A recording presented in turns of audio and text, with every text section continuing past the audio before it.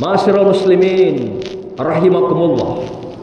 Pertama dan yang utama, marilah kita bersyukur kehadiran Allah SWT, karena betapa banyak nikmat dan anugerah yang telah Allah berikan pada kita di sepanjang kehidupan ini.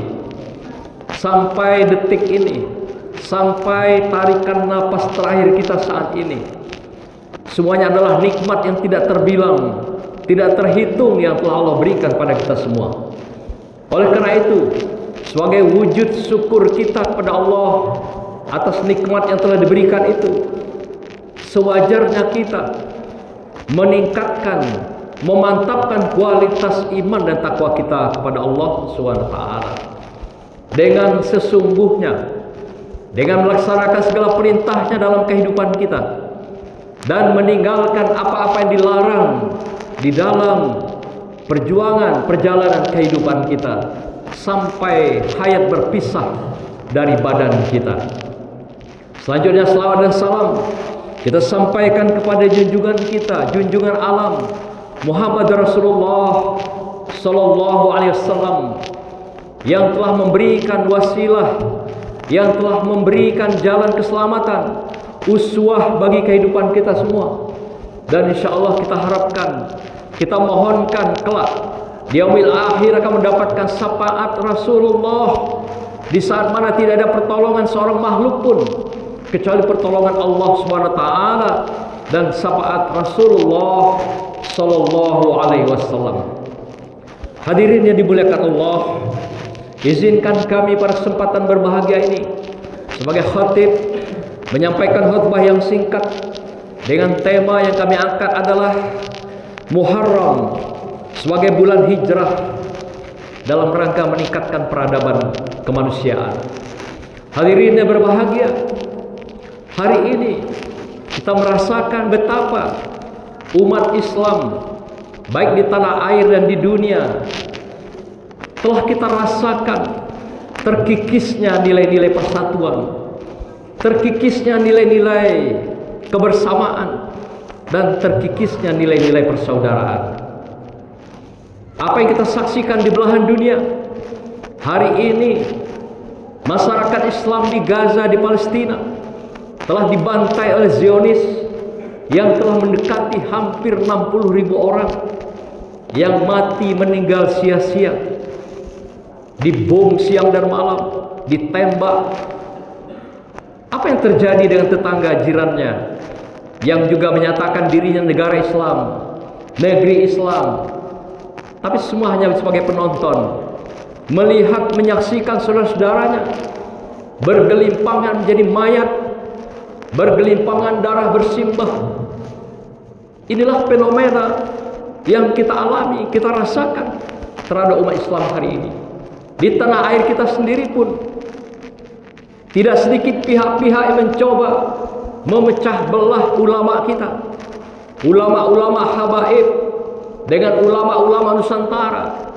Ada orang tertentu, ada kelompok tertentu yang menginginkan perpecahan-perpecahan di kalangan Islam sendiri.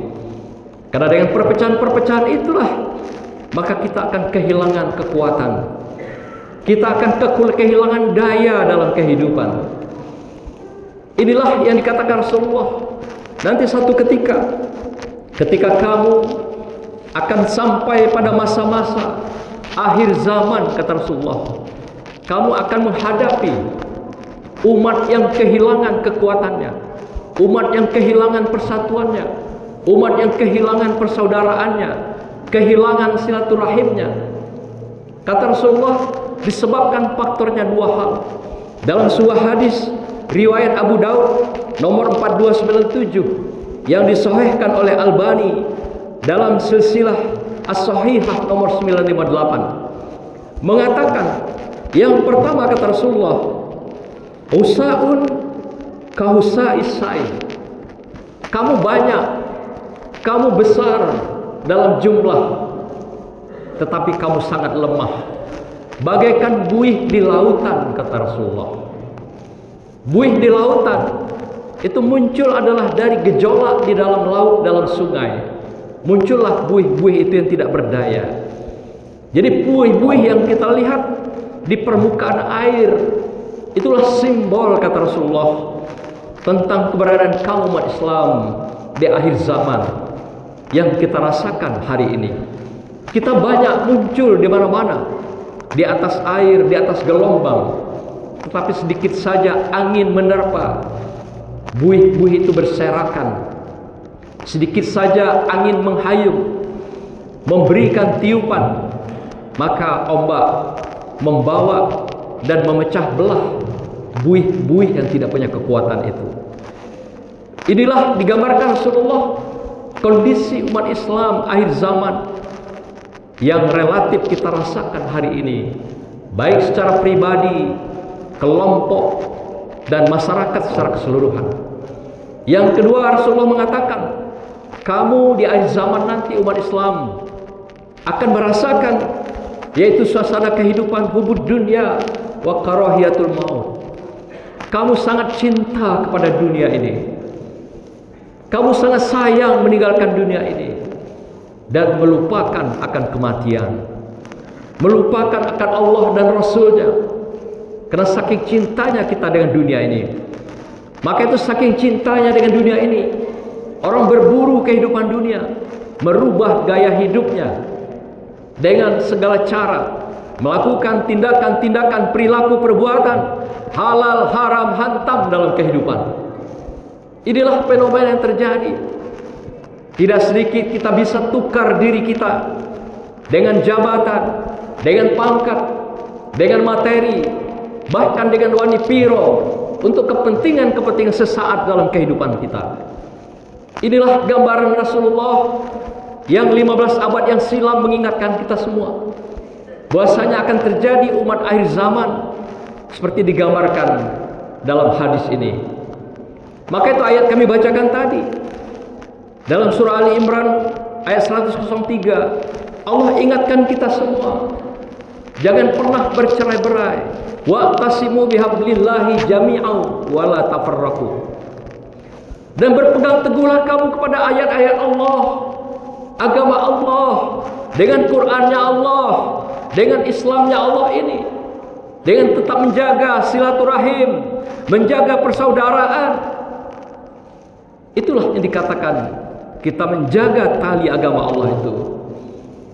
Tidak mudah terombang-ambing bagaikan buih tadi, tidak mudah terpecah belah, tidak mudah kena gosip, intrik, fitnah, dan adu domba yang muncul di tengah kehidupan kita. Apalagi hari ini adalah hari teknologi informasi digital. Setiap orang dengan mudah memutarbalikkan fakta dalam kehidupan. Yang benar bisa disalahkan, yang salah bisa dibenarkan. Inilah luar biasanya perbuatan-perbuatan orang-orang tertentu yang benci akan kedamaian Islam, yang benci dengan persatuan persaudaraan Islam, sehingga diputarbalikkan fakta-fakta ini yang menimbulkan konflik, fitnah, dan adu domba dalam kehidupan. Allah ingatkan kita, wala tafarraqu, jangan terpecah belah, jangan bercerai-berai.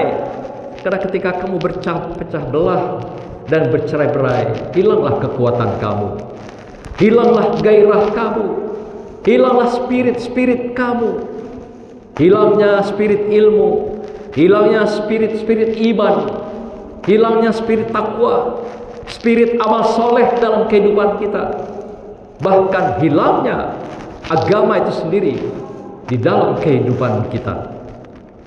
Dan siapakah orang yang terpecah belah itu, kata Allah dalam ayat ini? A'daan adalah mereka yang berada dalam budaya jahiliyah. Jadi a'daan digambarkan Allah di sini adalah mereka yang jahiliyah, yang belum disentuh oleh iman dan takwa di hadapan Allah SWT. Inilah fenomena yang ditunjukkan Allah, diingatkan pada kita sejak 15 abad yang silam. Jadi mereka yang berbantah-bantah, terpecah belah, bisa dihasut, diadu domba adalah orang-orang jahiliyah, kata Allah SWT. Maka itu Allah berikan, Allah selamatkan umat saat itu dengan Islam, dengan Al-Quran, sehingga terbangunlah negeri yang dinamakan dengan Madinatul Munawwarah. negeri yang aman, tentram, damai, bahagia dan sejahtera, adil di dalam semua kepemimpinan yang ditegakkan Rasulullah sallallahu alaihi wasallam. Apakah semuanya hanya umat Islam? Tidak. Di sana ada Yahudi, di sana ada Nasrani, ada Majusi. Semua kelompok ada hidup di dalam masyarakat Madinah ini. Tetapi kok bisa menjadi masyarakat yang bahagia, sejahtera, adil? Inilah piagam Madinah yang diturunkan oleh Rasulullah dari ayat-ayat Al-Quranul Karim di dalam kehidupan. Namanya piagam Madinah, tapi yang turun menjadi nilai-nilai piagam itu adalah Al-Quranul Karim. Inilah yang menjadi kekuatan sehingga Rasulullah dengan hijrah di bulan Muharram ini menunjukkan kebebasan umat dari penindasan, penistaan, perpecahan yang dilakukan oleh masyarakat Mekah saat itu oleh masyarakat jahiliyah. Maka itu hari ini kita berkaca diri. Masihkah kita mau terjebak di dalam perpecahan-perpecahan, gosip, intrik, fitnah dan adu domba itu?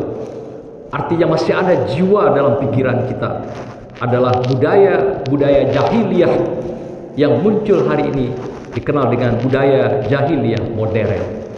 Baik mereka yang merancang perpecahan dan mereka yang termakan oleh perpecahan itu sendiri. Marilah hadirin berbahagia, di saat yang singkat ini, saat kami menyampaikan pesan ini, kita ingat bahwasanya perpecahan itu dilarang oleh Allah SWT. Bahkan dia menjadi muakkad bagi setiap kita, mendekati wajib. Kita tidak boleh menyebarkan gosip, intrik, fitnah dan adu domba itu yang pada akhirnya membuat perpecahan, pertikaian dan melemahkan kehidupan kita semua, terutama sebagai umat Islam dan mukmin yang dikatakan al-mu'minu ikhwana. Bahasanya umat Islam dan mukmin itu bersaudara. Bagaimana persaudaraan itu kata Rasulullah?